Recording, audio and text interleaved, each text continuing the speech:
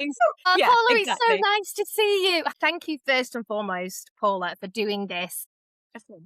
With any of the, I try to do with this conversation series is not make it performative or curated. We've Mm. seen dozens of that. It's all scripted. They're all saying the same bloody thing. Yeah. And I just like, I am fed up of seeing the same drizzle that comes out. I really want to spotlight girls and women that no one is sort of going unnoticed, but they're doing extraordinary things. They haven't got these huge safety nets.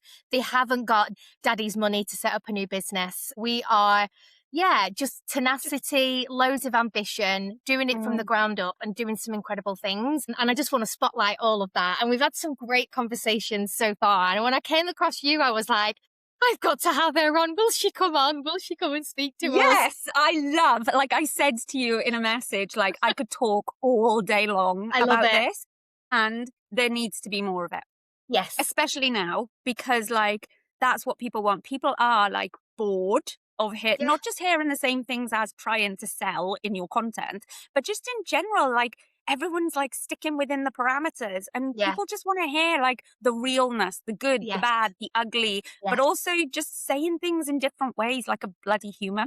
Like that is Exactly. what we Instead of need. all the acronyms and EBITDA and blah, blah, blah, blah. And Yeah. you're like, what? What? I just want to start a business, make some money, have a nice life, and do something I love. And can we just get it down? So it's all of that, Paula. It's all of that. And that's Yeah. what we're trying to do. So hopefully there's no hard questions. This is all about you. This is all about House of Authority. And there's just a few subject things that I think any listeners listening will be like, oh, that is really useful. Or I never thought of really tangible, practical advice that women can take away who are already on their founder journey or Mm, might be on the cusp going, I'm not sure. I'm in full time employment. What do I do? Is it for me? Because as we know, entrepreneurship is not for everybody. yeah. So, Yes. so I'm just going to do a little introduction because what you do, I mean, I was just scrolling all on your page. I was like, oh my God, I need her. I need her in my life.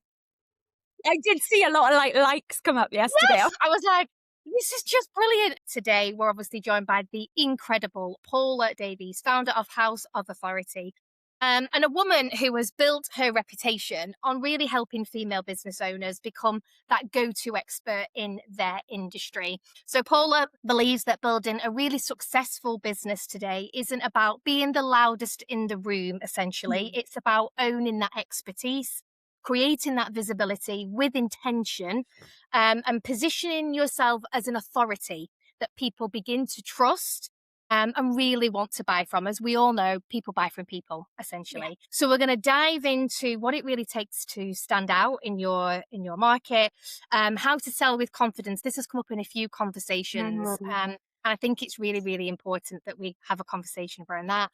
Scaling successfully and ultimately building a business that ultimately gives you options, including exiting. So I'd say this conversation would be super useful for anyone that wants to dial up that confidence when it comes to commercials and has ambition to scale, but doing it in a smart way, doing it smartly and creating an exit. And really a conversation, I think, when I was sort of drafting my notes and looking at your bits, Mm. for any woman who wants to stop playing small and really start taking themselves a little bit more seriously, start building a business with influence, impact, and more importantly, that longevity, being in it for the long game. Paula, you're doing obviously incredible things right now with House of Authority. But before we get into all of the great Yeah. stuff that you're doing there, where did it all start? Because I was looking last night and you started in school teaching. Yeah. Let me be truthful. I think I fell into teaching because I Yeah. didn't really knew what I wanted to do. But when you're like that age, as well, around where I was, and a lot of the girls was like, oh, I want to be a teacher. It was just like Yeah. a thing. So although I thought I wanted it, I don't know if I really did want it in the beginning, but I bloody loved it. So Yeah. it all ended up in the right. It was all meant to happen. Yeah. So like, yes, I was a teacher 20 years. I was a teacher for. So I moved as well. I'm from Wales, so completely like dropped everything without a second thought. I think sometimes when you're younger, well, all the time when you're younger, you make decisions without second guessing yourself. And as we get older, we then have all these things and we're like, oh, but what if this? And, Yeah. that means we settle in this place and I can never move back to Wales because then the kids will be settled in this place. And you don't think about all those things, you just do it. So I completely moved Wales to England and settled. And I had a great teaching journey. Like I said, I absolutely loved it. Lots of people who leave will say, no, it like broke me. I loved it. I was like Mhm. born to be a teacher. I love to share. I love kids, all those things. But after like my very first year, I was like one of the youngest that progressed into leadership. So like in my second year at 22, I was like leading a man who was like in his 40s, who was like a joint teacher. Oh, hello. And then became subject, all the things you do in school until I became assistant head teacher and then deputy head teacher. But in my last role, I was like deputy head for 7 years. And it did get to the point where it was just wearing me out, but not in terms of the teaching part. Like I still love the teaching part and it links so perfectly with what I do now. Of But it course. was the system. And so many people, whatever like industry career you're in, corporate, there's a system and it wears you down. And actually I realized that I wasn't doing what I was loving doing No, anymore. I was no. sat at my office desk. I did still teach a bit and I led a lot. I was responsible for a lot of the teachers' like progression and their development. So I was coaching without calling it coaching. And that's the bit I loved, but I was doing less and less and less of it. And then add on top of that, I developed a chronic illness like fibromyalgia. It's like chronic pain and fatigue. So it basically means my body, I don't have the pain as much anymore, but basically like your body is in constant pain. Like Oh my I God. was going to the doctors like once a week, like something's wrong with me. I've got all this going on in my arm. Like the next week it'd be like, something's wrong with me. And I'm not a doctor person. Like this. Yeah. And fatigue like you've never known it. And that's what I still suffer with quite a bit now. And it was becoming harder and harder to like be in a really exhausting career Mhm. while having 2 young kids and wanting to be the best of the best, because that's like just me. Mhm. And I just want to be great at what I do and struggling with illness as well. So there was a period of time, the year I ended up leaving, where I had like 3 months off because I was really poorly, but at the same time, I took a bit longer off than I kind of Mhm. needed to really Yeah. sit with, do I want to do this? Like, what are my options? What's this? And at that point, I got into the law of attraction, like discovered it. And Yes. all of these signs were just coming to me. It We was love the brilliant. signs, Paula. It was amazing. I could like go on forever about all the signs, but it was mental. Like all these signs. I hadn't really seen coaching as a profession, as in to set up your own business before. There was coaching in schools, there was all of these Mhm. things, but it just pinged something open in my brain. And I didn't think, right, I'm leaving. I'm going to go and be a coach. But I was like, oh, okay. Got into the law of attraction, started writing things down. And I vividly remember this was in 2021. I was sat outside a coffee shop. I'm always at a coffee shop. And I was writing in my journal. I don't exactly know what I want to do, but I am open to anything. I just want to make sure I'm helping others. Doesn't have to be children. I'm leading others and I'm allowing people to see progress because that's what I'm passionate about. And then about 3 weeks later, the coaching qualification certification company that I did it with just was popping up everywhere. And I was like, there was like a free trial. I was like, I'll do this 14 days. 2 days in, I was like, this is me. So I signed up straight away. And that was around May, I think. And I took the biggest risk ever and I handed in my notice. And I left that September, that August, not having done the qualification yet, not really knowing Oh my God, exactly how this was honestly. going to work out, not having any business knowledge, but knowing if I needed to, I could just get another job or I could do some supply teaching or like that is lucky enough. Like I have that in teaching. But yeah, it all started from there. I told you it was I a very long story and that's the short part. absolutely love that. And the common sort of the red thread of all these conversations I've had over the last year is you've got to have, if you're being given the signs, you've got to act on it. And Yeah. there'll always be an element of risk.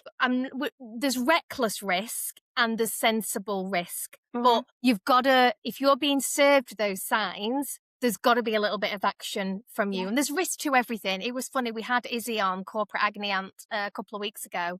And I was like, what would you be advised be anyone that's scared of leaving a stable job? She was like, Yeah. there's no such thing as a stable job, Joe, Yeah. anymore.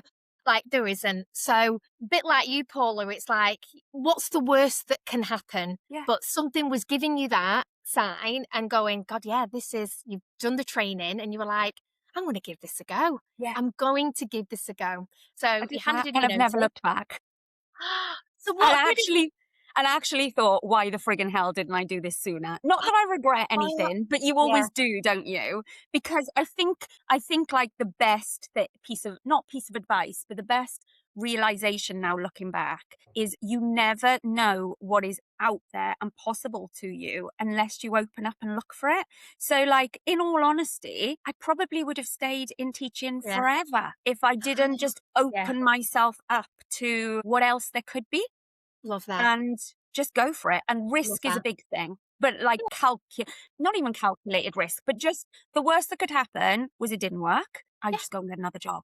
just go and get another Like, job. that's not the worst thing in the world, is it? Do you think there was power when you were outside that coffee shop and you were journaling? So it wasn't specific, it was directional. It was, Mhm. I want to do this. I don't know what it looks like yet. Do you think there's power in doing that? Because that's an action someone could take right now. Yeah. Write down what is it. You don't have to know all the answers, but write it down. Do you think there's power in that Definitely, possibly? Okay. because just when you're writing it down, you're naturally thinking it, aren't you? Like, you're Mm, not writing without like your brain yeah. being in action as well. So the whole manifestation law of attraction is like, what you think you attract and you Yeah. create. So I think sometimes people can get too specific with this, and Yeah. they're like, oh, I want to manifest a holiday, and I want to make my like double my salary, or this, that, and the other. But actually, I was like, these are the skills and the things that I love to do and I still want to do. What could that be? What could that look like? And then you And felt, like, I swear to God, like, I'm not even like, because when you're like, this is too woo woo for people to believe something. I'm all the I woo woo. I'm I all love the it. angel numbers. I know. And it was just, this is rough. I hadn't seen coaching qualifications, anything, anywhere. And it was frigging everywhere, Oh, everywhere. that is And so another woo woo thinks you like it. The day I handed in my notice, and again, the driveway is there. I pulled up in the driveway and turned the car off. And I'd been like a bit emotional earlier because naturally it's like a risk. yeah, Like, let's big be real. thing. It wasn't just like, fuck you. Like, Yeah, free. there was a little bit of like, my God. Shit. But I sat in that driveway and my shoulders came down, like it was a physical reaction, and my whole body, I could feel and see chains being released. And I was Oh my just like, God. and I came in, and Will, my partner, was a bit like, whatever. What have you And done? what is he on? And she's been to the pub on the way home. And I was like, no, this happened. Like, and I was like, it's the right decision. It's completely the right decision because I just felt it in the car. Oh my gosh. So you've done that. How did House of Authority, what was the first things that you did? So you're there, you've got no job, you're starting this new journey. What did it look like? Obviously, you've told us how it felt. Yeah. What did So it look like? obviously I had the sign of what I was going to do. Like, okay, I'm gonna do this coaching qualification. It was like 6 months. I did it in 4 because I could commit all my Yeah. time to it. And that kind of took me up to Christmas, to be honest. And I did do, like, I had a little pot of savings. So I had that as a little Sure. safety net as well. And I did like 2 days of supply teaching a week Yeah. just to keep some Tide you income over. coming in. And also going out to any teachers watching this, when you don't have to plan a lesson and all the rest of it, you can just walk in and teach and leave at the end of the day. It's the best thing in the world. So that gave me like a new zest for life in itself. But I did the training and I learned the skill. So I didn't just go, I'm leaving, I'm setting up an online business, here we go. I like did learn the craft, if you like, Okay. and how to coach. And I don't follow that exactly now because I don't think any great coach, mentor, whatever it might be, you find your way, and that's Mhm. exactly how it should be. But at the same time, and I'd never used Instagram before, can you believe? This was only Oh, 2021, and I didn't even use it personally. I was like yeah. a Facebook person, like Yeah. whatever. So I opened a Facebook account, Instagram account, and I just started posting Okay. random content. Like, really, it was, and it's still on my page. I say this all the time. Anyone can go back and look at the Yeah. beginning of my journey, and it was Proud. like, Yeah. what the friggin' hell is she posting about? It was law of attraction quotes. It was all this Okay. jazz. And I was called, I was called Happiness and Heart Coaching. Oh, Oh, I love like, that. so cute, because Yeah. that's what I like. I just I love wanted to that. make people feel good, basically. So I look Yeah. back now and I laugh because it's cheesy as hell. But at the same time, I just started, I put stuff out there, I Okay. had fun with it, and I built a really good audience who, yes, they weren't all like my ideal client when I Mhm. actually went into the business part of it, but a lot of them are still there now. Okay. Mhm. Actually, somebody who followed me right at the beginning before I launched a single offer, 3 years later said, I've watched you since the beginning. I'm ready to work with you now. And I was Oh like, my what? God. So So she they've literally followed the saw the journey. whole They've bought journey. into you as a person. Exactly. And that's key. But so after I'd done my qualification, I was just like, right, I now need to get something out there because I'm not a business unless I'm selling something. Yeah. So I put together, my first offer. I started off with mindset and confidence coaching because that was what my training was in. Yeah, I posted content about it. I got really clear. I was like, this is how I'm going to get you to your end mark. And sold it, talked about it, like put content out there that literally was everything that I wanted to say and that I wanted people to know. Mm. And for me, and there'll be a lot of people out there who say don't do this, that I give, and I think it's the teacher in me, so much value. Like I Mhm. don't just want to like gatekeep everything. You only get some of this if you like pay me to Mhm. come and work with Mhm. me. I'm like, so I was talking to other people new in business at the time, and it was like, this is where you need to start. Like, do this, do this, do this. Yeah. So there's people out there who could take that content and literally go and do that. And Yeah. then there were people who start to see, oh, okay, this is Mhm. great value. Paula knows her shit. I Yeah. actually am the person who would like to be led. Yeah. So it all developed from there. And then very quickly, because you said, how did the House of Authority start? It actually started towards the end. After about 6 months that I started in business, it started with, I turned from confidence coaching because the people who were buying into my offer for confidence coaching all wanted confidence in their business. Sure. So again, just naturally worked that way. And it became confidence in business, which led Yeah. to business coaching and started with the strategy of you, that all Yes. great businesses have to like go around the core of the strategy of you. Otherwise, it's not going to have longevity. It's not going to last. And that then has turned into the House of Authority because authority builds into all of that. What was it like getting your first paid? So you just to go Oh, back to the first confidence offer that you packaged up and yeah. productized. You've got, yeah, I want to do that. How much? And it's like that feeling of, oh, shit, we're a business now. Well, I'll be very real as well, because this is all Yeah. about being unfiltered. Like to start with, I really priced things low because it was like, I just want a client. Yes. I Yeah. just want a client to work with. Let's start. So I had two things. I had like a program, like a 12-week program, the standard. And then like I had a one-off. And my Yeah. first client was a one-off, £99 for like a 90-minute session. Oh my And God. Yeah. and it was, like that is very cheap in the world now. But I was like, yes. And that built my Of confidence, course. gave me more conviction that I can get the client's results. So naturally that like built momentum with Yeah. everything that I did. And conviction is the key. Like Yeah. confidence and conviction together, they're very different things and people think they're the same thing. But Hmm. those two together are like the fuel to your whole business engine of like Yeah. getting clients, having influence online, and all Yeah. of that jazz. It was the Yeah. best feeling ever. Well, because you just talk about confidence and conviction, because as you said, they're very, very different. So whilst we're talking about that, some people might go, but I'm not confident. Confident is not being loud, being brash, being the loudest in the room. Yeah. Can you just, but you do need it to be successful in business or to have any longevity in business. You have to have a degree of confidence. Can you just unpack that a little bit about the confidence and conviction point? Yeah. So, first of all, you're completely right. And like, I die on this hill. Confidence does not have to be loud. Like, actually, like a family member said to me not long ago, you're so confident and different to me. And I was like, it's funny because you see that I'm talkative and I can hold a conversation and this, that, and the other. But I have so many times where I don't feel confident. Like, everybody does, Of I think. course. So it's also interesting how different people are like, there's a different perception of you. Mhm. But for yourself, when it comes to confidence, you can fake confidence. That's where the saying comes from. Like, Yeah. fake it till you make it. It's all about walk in the room, wear your power suit, just Yeah. act it. You can't fake conviction. Well, you could in a very short amount of time, but actually it comes from your like core belief, your core, what you know, the hill you want to die on. Like what Mhm. you know is, if we, in the terms of business, like absolutely what is going to help your ideal clients, like your core belief develops like that internal confidence and internal conviction, which Mhm. then you turn into the external in how you communicate it.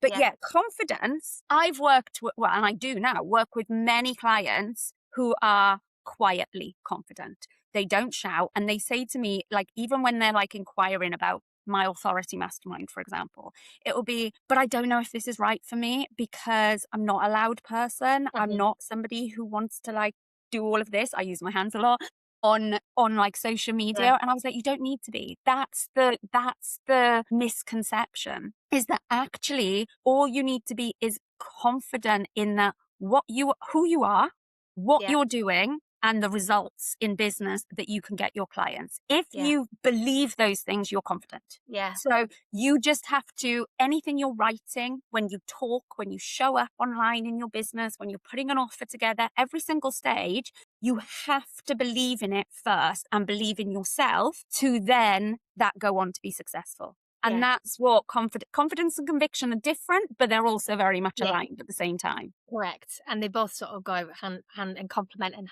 go hand in Yeah. hand together.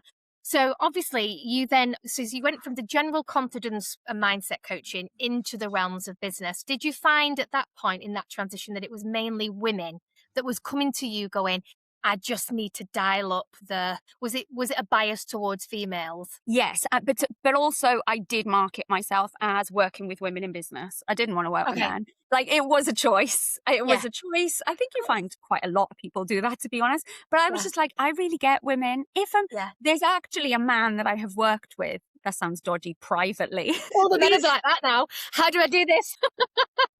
But he is like a friend, like a husband of a friend and stuff. So the same things apply. But I think what's really important is the problems that women have, the beliefs that they have are unique to women, some of Yeah. them, in terms of why they're not confident showing up online. But actually, a lot of the people, it wasn't that came to me in the beginning, it wasn't about, I need to be more confident. Like, I need to talk more confidently. I need to hold myself more confidently. It was confidence around being in business, Yeah. because I think so many people, like, well, pretty much everyone, you've usually come from another career first, unless Yeah. you're like of the new generation and it's like, yeah, I'm going to be on social media. That's what I'm Yeah. doing when I leave school. Like, you've come from something else first. So even if you've got the skills, like I did coaching, setting up a business is a Yeah. completely different set of skills. And then you've got the marketing skills on top of it, and the sales psychology, and all of this stuff, and copywriting. Like, it's like Yeah. you're doing 7 degrees at the same Yeah. time or something, and needing to bring them all together and work together. So the people that came to me in the beginning, and I would say this goes for the majority of people who are like either starting in business or in their first year still, it is having the confidence with who you are. And the key thing for me is to stand out and sell, and to have that longevity, not just like one great month and then like zero the next 3 months, but to have that longevity, you have to dial into that piece of work, which is like who you are. Mhm. Because authority to me is not, it's not about an authority figure. It's not about being louder. It's not about being above someone. It's not about being in the industry for longer than someone else or making so much Yeah. money. It's not about people listening to somebody because they should. It's about being somebody that your people, your audience naturally trust, because you are so clear and convicted on who you Mhm. are, what you stand for, how you do things, that people want to hear what you want to say and then want to work with you and be in your world. Like, that is authority. So many people think like, oh, I need to find what my authority is, or I need to decide. Let me use a different word. It's not even like authority. It's like why I'm different, because Yeah. that's the instant belief that so many people have. Even no matter where you are in business, whatever stage, is that there's like 50 million people out there that do the same thing as me. And there are. Like, there's no Yeah. point in hiding away from that. There are. So what is your point of difference? That's the first thing. And that point of difference becomes your authority angle. That's part of what gives you authority. So and again, the common answer I have the first time I ask anyone that question is, I don't know. I I don't haven't know. got one. I haven't got one. And it's like, oh, you do. Yeah. So, like, this is easy for me to say now because I've done this to death, but it's the piece of advice I would give somebody is you just need to talk about what you do, why you do it, what your passion is, what your mission is, and almost like record yourself. I'm giving like my purpose away here completely, but like you almost need to record yourself and then go and listen to it back, but really actively listen, because that's what I do when I am on like calls with people, is I am actively listening, and I get so excited. This is non-coach like performance, but I'm like, just stop talking for a minute. Like, I have to interrupt you. That right there, that's your authority. That's your point of difference. You're skimming over something like it's absolutely nothing. Yeah. Not many people are doing this. And if they are doing this, they're not talking about it in the way. Or leaning on it. Exactly. Owning it. And I can, like, as an example, because I don't know, like, I'm sure lots of people here like examples. Like, it's all well and good if it's theory, but like, I work with, she doesn't call herself this anymore, but she was a mindset and manifestation mentor. Okay, great. Had loads of clients, was doing really well, but she wasn't standing out and her content wasn't converting easily for her. It was a lot of referrals, in-person events, things like that. While we were talking in our first session, she was talking about the fact that she channels. She is friggin' amazing. Like, I am all about blowing my clients up because they are so amazing. But like, she channels messages. She's spent ages like really like honing this skill, gift, whatever you want to call it. And she does this naturally as part of her calls. Never spoken about it online. And I'm like, that's it. And I was like, that's it. She blown up since then, literally within a week of starting to talk about the fact that she channels. She's now like, her whole brand is about rebirth, like rebirthing yourself, not just mindset and manifestation. There's 10 a dozen of those. There's somebody who's able to channel messages for you. It's a completely different ballgame.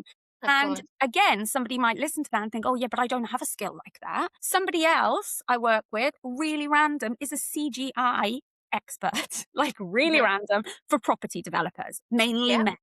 Okay. So completely different thing. Now, she doesn't have a skill like that, a gift, but what she does, which we pulled out, is she gives this like really personal touch, feminine touch to all of the work that she does, the minor details, the point of contact that she has with her clients. So they have to think about nothing, which majority of her competitors don't do that. Yeah, so she's leaning into the feminine. She's leaning into that, which is her point of difference. So it doesn't have to be anything radical or like something loud. And she is the quietest person on this earth, like genuinely. Wow. But it can lead, when you know that point of difference, that is when you can then communicate that and you can get more creative and more innovative. And that's when you stand out. Sorry, I get very passionate. And so I think the first point is that you kept repeating, you need to establish who you are. That's where the authority comes. It's about owning and finding who you are. And then you go, and that point of difference, which then builds, and you go from there. That's like the foundation. That's the ultimate foundation. That is what the strategy of you is built upon. It's you. Right. That's the whole point. And that's the whole house of authority. The reason it's called the house of authority is because it's about coming home to yourself. And however cheesy a phrase that is, when you come home to yourself, you know who you are, you believe in it, you're confident, you're convicted. That is when you take off. You go from black and white to full Technicolor. You've obviously shared some great examples. For someone who's struggling to find that difference, would you say, what are the practical advices, for them to do on their own to do that? Is it the recording the session? Is it how one of them I would doing that? Well, there's a couple of things. One is just talk. And I would say talk because writing, you overthink it. When you talk, I talk into my notes app. all of the time. Okay. Or I talk into ChatGPT just so it's logged there. I don't ask it to do anything, but I use it as like a voice recorder. So it's almost like all my thoughts. Talking to whatever about who you are, why you started this, what you're passionate about, what you help clients get, like where you help your clients get to. Why do you think, and just ramble and waffle. Okay. Like, why do you think people should come and work with you? Like Yeah. over Sally down the road. Okay. So talk all of that in, listen back to it, see what you can extract. Also, look back if you're already working with clients, if you're not like brand new in business, look back over call recordings and actually really pay attention to you and what you do that you just gloss over and you think because it's so natural to you and Yeah. so authentic to Yeah. you, you just Yeah. naturally do it. That can be a point of difference and a skill. And then there's the things that you can actually go through. Like if you had a career before, like what is part of, are there skills, attributes, experiences that actually you can bring from that career that make perfect sense with what you do now? So from my teaching, I'm able to differentiate like there is no tomorrow. That's why no client has the same strategy ever, because it's built Yeah. around the strategy of you. Yeah. It's why I make the complicated really simple, because I had to do that from teaching. Sure. So it's all There's these little transferable skills. strands that you might be able to pull through, but it also might be something about your personality. You know, you see online all the time now about there's an element of being neurodiverse that you might be Yeah. able to bring in if that fits with your niche and your ideal client, or the fact that you're really analytical and data driven, again, depending on what you do. It's those skills, those attributes, parts of your personality, things that you, like I said, gloss over. Actually, you need to dig deep Yeah. into and then Yeah. go a Because bit I said deeper and then go a when bit you deeper. when you when you said to me before, like, what's your point of difference? I was like, oh, I don't know. Because we just think it's so natural that everyone can do that.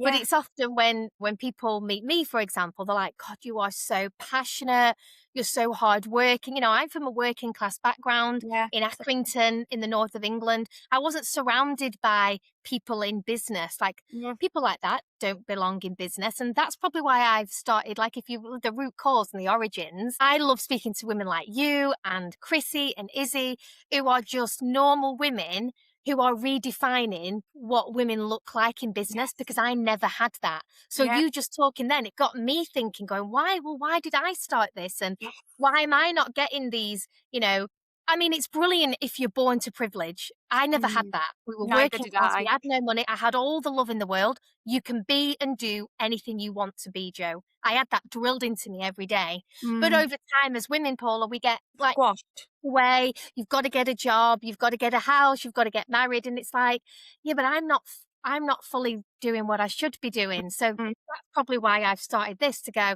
we need to just change business conversations and how women show up in business. Because, we had Chrissy on, Paula, the other week, and she's doing multi-million-pound deals with her, like redefining the yoga model, and she's doing it in Adidas original tracksuits. Love And I'm that. like, yes, she Yeah. looks like me, she sounds like me, and it gives other women to go license to go, Permission. if he's doing it, and if Paula's doing it, and if Izzy's doing it, then I'm going to do it as well. Well, do you know, like, I love what you just said, because that goes back to everything I say. Like, you don't have to look a certain way. And I fell into No. this trap when I started business. Like, I've never been a fit into the model type of person. I would show up with all the suits in Deputies, like, and I would be in a bright dress with Yeah, massive heels and makeup, because that's just who I am. Like, I yeah, like that. And yeah. the brightest colors possible. And once the head teacher said to me, "Oh, we've got so and so in like next week. Are you going to like maybe wear something a bit more professional?"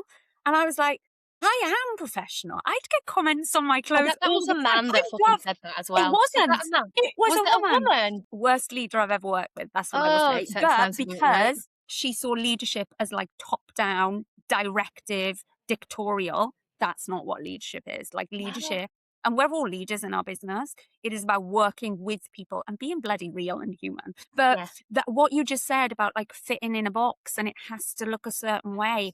Nothing, there's no rule book that was ever no, created for life. Like no. you can do it however you want to do it. And Yeah, freedom, I was actually writing a post about this morning because it dropped in my head. It's like we all say like freedom is working from anywhere, which there is a part of that, but it's also freedom is choosing not to work from anywhere Yeah. or anywhere as well. It's literally choice. It's like if you want to choices. not work or not do something in your business because it's a heat wave outside, don't do it. Work at Yeah, 9 o'clock at night when it's a bit cooler and you've got the fan and you exactly. sat in a nice cold bath or Yeah. something. Yes. But it's Choices. speaking the other thing linked to that, so I is love you.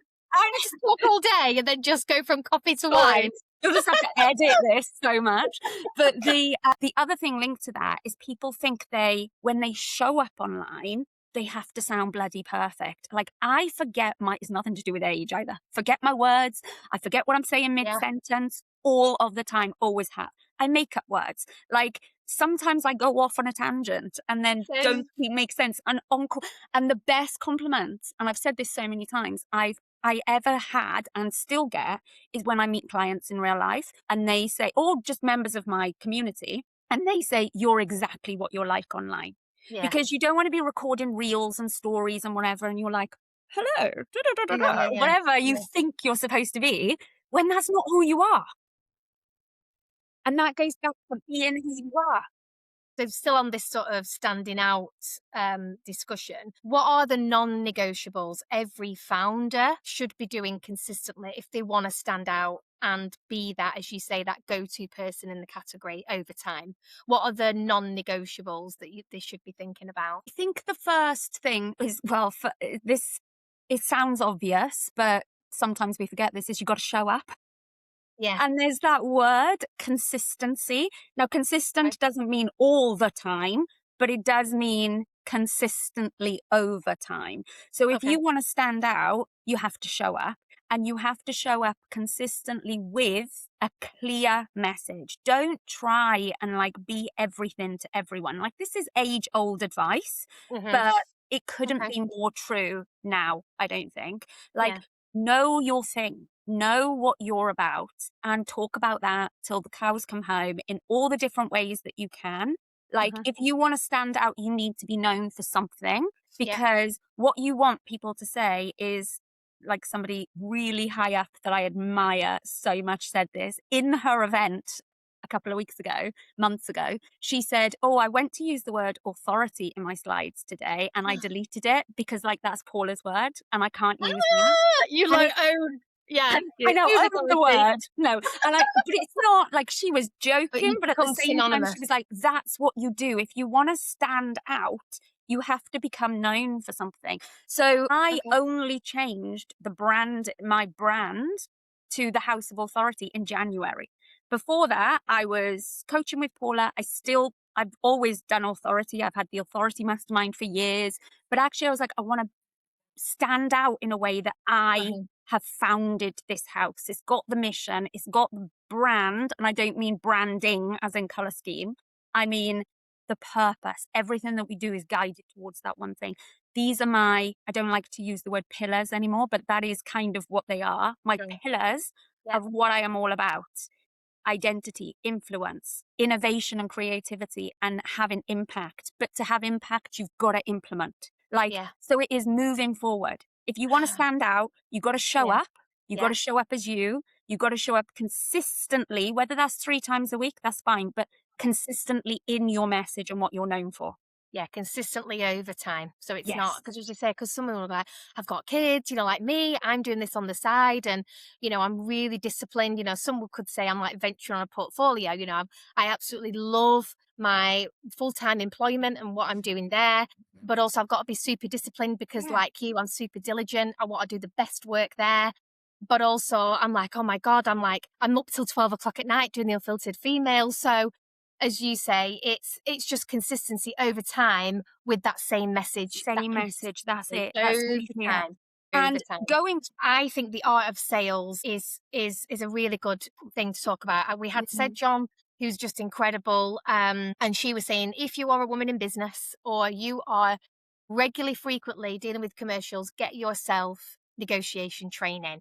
Women often, just again, we talk about themes and red threads. Generally, women often tell me that they hate selling. Mhm.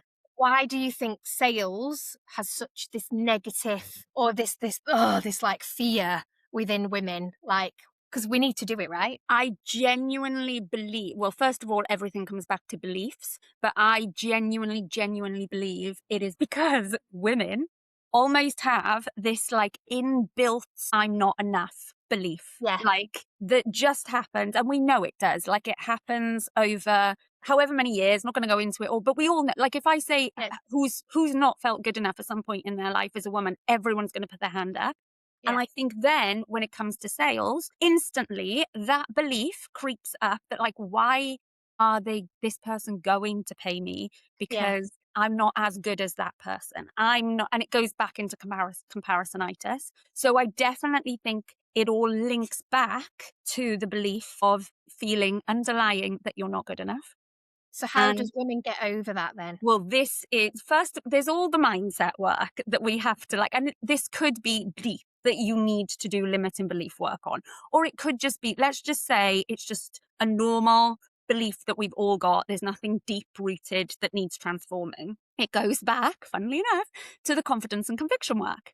So it goes back to then questioning that. Like, why are you not good enough as that person? So this person next to you might have been in business for 4 years. You're in your second year. Okay. Are you getting your clients' results? Yes. Okay. So therefore you are good enough. Do you give your clients like great support or whatever it might be? Yes. Do your clients like you? As in, they Yeah, turn up to your calls, you have good like yeah. rapport with them? Retention, there's coming Yes. back. So you Yeah, literally need to like disprove. That's like a really easy thing to do. I say easy, but like that's a really simple practice to do. You have to start. But then what you also have to do mindset wise, and again, I really do feel like this isn't new, but you have to shift it from you selling and asking for money to you have what that person really wants. They really want to, I don't know, nice. like get a new job if you were like Yeah, a career mentor or something, yeah, or they really nice. want to have a successful business and get new clients. You have what that person needs to get that. So if you Yeah, don't sell to them, you're stopping them from having that thing. yeah. I love And that reframe. also, if you've got the confidence and conviction in like, I know my offer works, I've designed it this way, And it's they bloody need it. brilliant, then why wouldn't you do it? Yeah, I And love that I reframe. think the more authentic you are, I've literally got a book in there called Authentic Selling, and I only half read it because it's actually quite common sense. But it's all about like exactly what I've just said. It's not selling in the like, you're a car salesman, like, hey, do you want ChatGPT is like makes you sell like a car salesman as well. If Yeah, you ask it to like write you captions and things like, so if don't do you're that. feeling like this today, then you need my offer. Yeah, Like oh, it just makes me want to throw up. And when you say it in that voice, everyone's like, oh shit, I've definitely written like that before. But it's be authentic, be real, book to call or whatever it might be. Or if it's through Mhm. content, we haven't even had a conversation, it's coming through naturally. The beliefs that I'm shifting for you in my content. But at the end of a sales call, I will reflect back, like, so from what you've told me, this offer sounds great for you because we'll be able to do this, this, this. This is what it looks like. How does that sound? And then if they're like, oh, I think it's right, I need to think about it, or oh, I don't know at the moment, I'm like, okay, I'll give you time, go and think about it. There we go. I like hand it over. There is zero Okay, there's pressure. no yeah, Zero no, pressure. And there might be people out there, like sales gurus, who are like, no, wanna you've just like close. left money on the table and this, that, and the Yeah, other. But I think you have to find your way of authentically selling. And that works for me because that's the type of person I am. mhm, I would hate, and it goes back to what you like or don't like when you're being sold to as well. So if yeah, you don't like that, like time pressure or like, okay, but if you get back to me before the end of the day, I will give you £500 discount. If you don't like that, then you shouldn't sell like that. no, no. And I think what Sedge was saying was that I think women generally undersell or like Oh yeah, undersell we do. ourselves. So I think it comes back to confidence, going, have the conviction in the Yeah, offer, who you are, what you stand for, on repeat. And that over time, it's like flexing that muscle. Like yeah. you should be, this is the service, this is the value you're going to get and all that. And then, but I Having love that complete you belief in it as well. believe. Like it Yeah. goes back to I everything. love that reframe about instead of thinking of I'm going to sell this product from me to you. It's no, they want something that I'm offering and Yeah. I'm going to help them. Mm. And I just think even that is, it just takes the pressure off a bit, Takes the because pressure there's away. many of them going, I hate selling. It's just those mind shifts. And so I don't even know what percentage, but it would be like a massive percent of being in business. Every strand of it, you need to have strong mindset. There is Yeah, something you have to do on your mindset. If it's like, I don't want to work today because blah, blah, blah, but I've got something to do by tomorrow, then it's the mindset of like, come on, why are you doing this? You want a life of freedom, pushing yourself to do it. Or if yeah, it's like, oh, it's sunny outside, I don't want to work today. It's like, okay, you don't have to work today because you've got nothing urgent to do. This is why you started your business. Give yourself a break, Paula. Like yeah, every single thing that you do in your yeah, business, there is going to be some form of yeah. mindset work that you're doing Mhm. on yourself, even without realizing it. Yeah, because people as business owners going, they need to be on all the time. So you just Hmm. saying, "Oh, it's sunny outside. I'm just going to sit in the garden." Blah blah blah. And some business owners goes, "But no, everything will collapse. I need to be doing. I need to be on." It's And that. it's like that is a massive shift. And I think especially when you are full time in your business or part time or however much time you've like assigned for your business, like you've said, you have very clear times that you work on Yeah, your business. If something comes up that you want to do during that time, then you feel so yeah, guilty about it. And it's like, you have to remember that, well, for the majority of us, I would say all of us, especially women, we've all started our business for some element of a freedom lifestyle. yeah, Whatever that looks like to each person, there's a bigger element of freedom as well as love for what we do. But I think with that element of freedom, like you also have to allow yourself to have some of that freedom and yeah, be like, okay, I know this is my one night a week to work on my business, but actually, I really want to do this. So if I just shift these few things around, I can make it work. yeah. No, And I love that. again, that comes back to confidence in Yeah. yourself. What's your definition of good sales then? Right. Okay. The definition of good Of sales. I good think it sales. has to feel natural. It has to feel authentic. Because if Okay. it doesn't, something about it is going to feel rigid or icky or all of the things we said. So it has to feel natural. It has to feel authentic. It has to be driven by the fact that as the person selling, that 100%, like as long as the other person is going to like keep up their end of the sale, the bargain, the work, whatever it might be, that you can 100% like get them that result because that's what makes it like natural and authentic. Okay. And then also like from the buyer's point of view, I think a good sale comes down to the fact that you have shifted their beliefs. So they will have come into any conversation or reading your content, for example, with a particular belief that makes them like not ready to buy yet, even if they're like very, very close. A good sales conversation or process or piece of content or whatever will shift that belief to them being ready to buy. I love And you that. can do that quickly. You can do that. There's so many different ways you can do that, but it comes down to buyer psychology and shifting Yeah. belief. Yeah. I think there's some commonality in you thinking, shift the mindset from you and what you're doing and what you're selling, and put yourself into the audience shoes. They need something from you. Shift their belief so they're on the same page as Yeah, you. it is actually like the perfect sales. It's not about it's about them because they're Yeah. not going to buy. You're not going to make a sale unless you've shifted their belief Yeah. that they Yeah. can achieve. So if somebody was whatever amount of money they're going to hand over, but let's just make it a big amount of money. Let's just say they're going to pay £5,000 to be in like your 6-month container of something or Yeah. other. Like that's a big amount of money. They need to believe that what you are saying they can have is possible for them and that they are the person that can achieve that or have that. Mhm. So you have to shift those beliefs in whatever form you are selling in.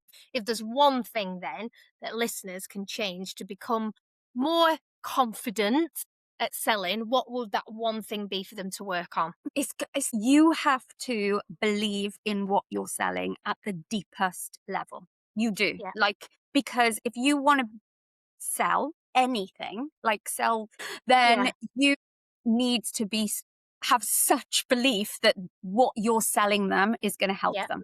Yeah. Like that is the one thing. So it comes back to your belief in what you are doing and how you can get them the results. And that doesn't stop. Like that Yeah. doesn't stop when you've made your first few sales. Uh-huh. You have to continually, with every new offer, with every new, like, I hate this word, but like up level that you go through as a business owner, you have to constantly believe that you can do this. You've created the simplest way, the easiest Uh-huh. way. What you're giving them is going to get them there. It's all down to your belief. But some women will be like, okay, I've sustained my business now. I've got it to a great stage. We're making money. We've done some hiring, but we hear so much about scaling a business and growing a Mhm. business, but not enough about scaling it sustainably. So in your view, in your opinion, Paula, what does healthy business growth really look like for you? First of all, and I've done this wrong to start with. That's how we learn, isn't it? Is it's not about more, more, more. Like, so a lot of people will say, like, when you're new in business, start with the one-to-one clients. Like, that's the way, and it depends on your business, okay? Sure. But if you want to have sustainability and scalability, then the best way to do that, whether it's at the beginning or any point in your business, is to have different forms of groups. Because when you've got groups, and evergreen in particular, so you are not constantly launching all of the time, like, join this group starts on the 1st of July. And then in 3 months' time, you have to go through the whole launch process again for the next round of that group. Have something that's evergreen that people can come into all of the Uh-huh. time that Uh-huh. brings you that recurring revenue. I am a fan of payment plans and monthly payments because actually, as a business owner, yes, if somebody pays in full, you've got a nice little lump sum in your account, but actually you can track forward. You know you have X amount coming into Sure. your bank for the Visibility. next like 9 months. Yeah. Like, that is a really good way to do that. And scalability with groups and evergreen groups in particular, Uh-huh. because what that Yeah. also means is you are not tied. But if you imagine like one call a week to 8 people, plus whatever else is behind the scenes, that's like 1 hour of your week. Otherwise, if that was one-to-one, that would be like 8 hours of your 8. week. So Yeah. again, it all depends on how you help your clients, what your business is. But evergreen groups are the way forward to scale. And it makes it easier for you. No one wants to be in launch mode all of the time.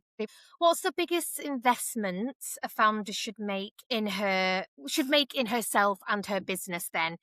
I am a big believer, and again, this might be linked to me being a teacher, but I am a big believer in having support for the areas that you need support on that at that time. It might Uh-huh. be at a moment in time, your like weakest area is graphics or something for Uh-huh. your, like Uh-huh. your posts are not looking, you're not very tech savvy on Canva. So maybe hire somebody who can Yeah. work with you for 3 to 6 Yeah. months on that and upskill you. Anything that is going to constantly like upskill you, give you a level of accountability, but is constantly moving you forward. So Yeah. I, before I signed my first client, like I didn't sign my first client for 3 months. And I had like several failed launches and things before that when I did start. But before I made any money, I invested 3,500 in a 12-week one-to-one with a coach to Uh-huh. teach me and really guide me through, like, how do I set my business? Like, what do I need to think about? Because I didn't know any of those things. No. So Yeah. invest in what you don't know, but also Invest in for what you don't know. yourself, Yeah. invest in time. I think this like is a big thing because sometimes wherever you are, you actually don't need to invest in somebody. You need to invest that time. You need to invest that money so it gives you time. So that could be Uh-huh. a VA. It could be, so I've got a client at the moment who's a full-time lawyer and she's invested the money that she was going to put towards something else to actually taking a day off, like not taking a day off, but reducing her hours. So she's now gone Uh-huh. down to like 4 days. So she's Uh-huh. invested time in herself Yeah. to be able to build her business. Yeah. So Yeah. time, but also what you need. I think Yeah. intentional investing is so important. Right, quick fire round now. What's been the hardest lesson you've learned yourself as a female founder, coming from school, going into business coaching, and doing all of this amazing stuff? What's the hardest lesson that you've had, Paula? Brutally honest. It isn't all rosy, like that's easy to say, but you are not, especially in the beginning, like you're not guaranteed like clients. You do have to like, I don't like to use the word prove yourself, but you have Yeah. to show why you are the person and you have to build trust. And that doesn't happen overnight. And I think we are led to believe that that does Yeah. happen overnight, and it doesn't. Got to Not put at the all. work in. And I think, yeah, I did. When I first started, I thought, right, launch my masterclass. There's my group. I can have 10 one-to-one clients a week and still have loads of time. That would have given me like 10K months or something. And it was like, what land was I living on? Like, it doesn't work like that. So I genuinely believe that, yeah, the hardest lesson is shit. Like, not everything you put out there is going to sell. And that's okay. That's okay. And you move on anyway. Brains, please. Another thing that I often say is, it's my mantra and it has been for years. Like, again, my background, all the love in the world, but no money, not surrounded by professionals, never surrounded by corporate. Mum worked in a restaurant, dad worked on JCB diggers. People say, say yes to the opportunities. When they come, say yes. And I'm like, but what about if the opportunities aren't there? They certainly weren't there for me. I had to fucking make my own opportunities, Yes. and not in a really brash way. I'm not elbows out. I'm not like that at all. But I was like, if I want that, I'm going to have to do the action, show up, do the work, and make them want me. Yeah. So I'd say that is really important. It just feeds into what you were just saying then. Yeah. You can't just sit back and just expect it. Like, oh, No. yeah. And Gotta also, show up. it isn't like the freedom lifestyle that we all want by being in business. Like, it's not like that all the time. No, It is I like know. hard work. I mean, wouldn't it be great? Wednesday morning with an oat milk latte, like, oh No, yeah, like all the I time work in the out of a world. coffee shop all the time. Well, I just work better out of the house basically. And that's lovely. But I am like working, it's Yeah, not just all, yeah, I'm sat in a coffee shop, yeah, chilling, yeah. writing a few notes. I am focused and I'm working. Yeah, I It's love not that. all what it's Yeah, painted to be. what it's paid to be. It's brutal. It's hard. It's relentless. You're Really painting the picture of this, aren't we? I know, like, dear founder.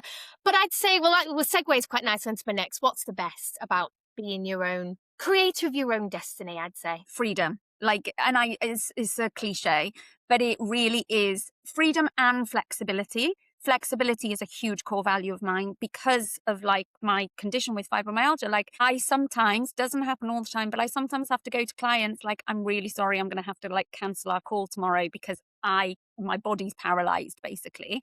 And I attract people who are open to that flexibility as well. But it's not just that. It is like being able to go to on holidays in term time. I could never do that before. Don't care about taking my kids out anymore, even though I used to be the attendance officer.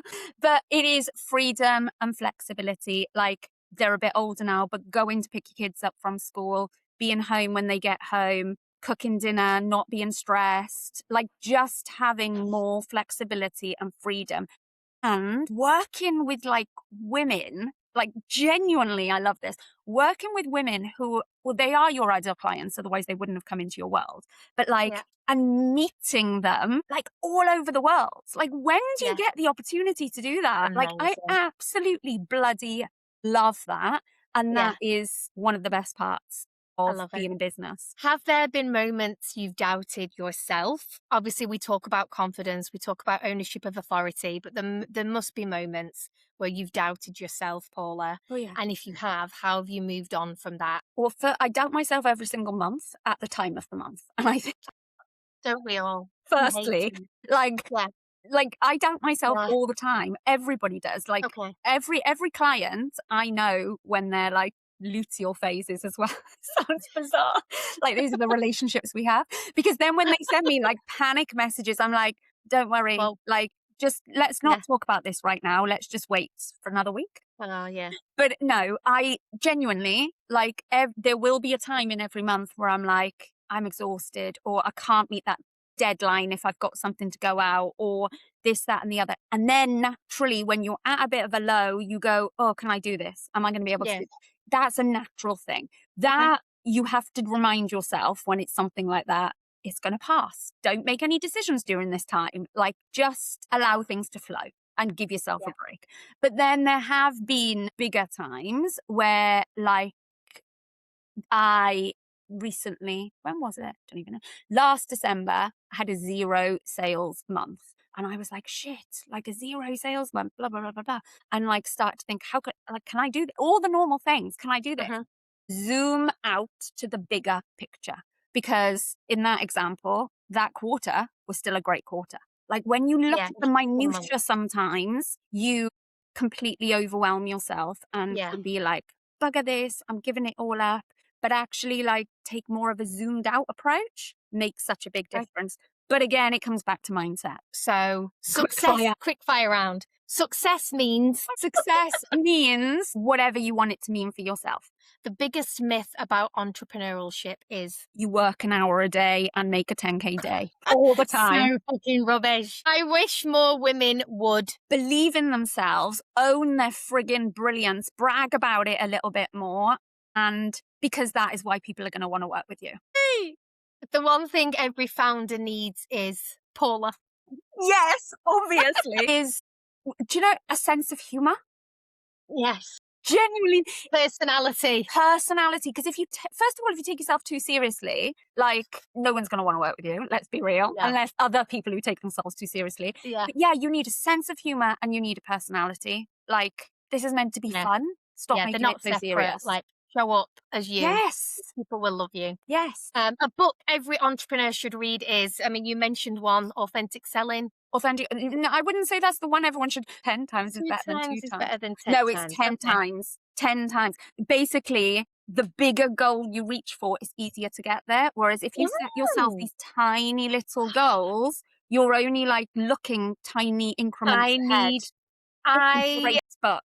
I'm so glad that you said that. I have the most grotesque, audacious goals Love. that people go to me, no, Joe, you need to be coming No. down a bit. And people keep going, no, you need to just do and then you'll go up to there. And I'm like, but I No. don't want to do that. Because what your mind subconsciously does is it only works towards those little things then, and you don't like open yourself up for the opportunities or make the bigger moves to go 10 times. Whereas when your goal is 10 times and you can see it really clearly, which you start making bigger Yeah. moves naturally or taking bigger risks, whatever it might be, to get yourself there. So People read that go, book. definitely. And I talk about, a little bit of audaciousness and, and just putting yourself out there a little bit, however uncomfortable it is. I am messaging the co-founder all the time with stuff. She never replies. But I'm like, one day she will. But one day she will.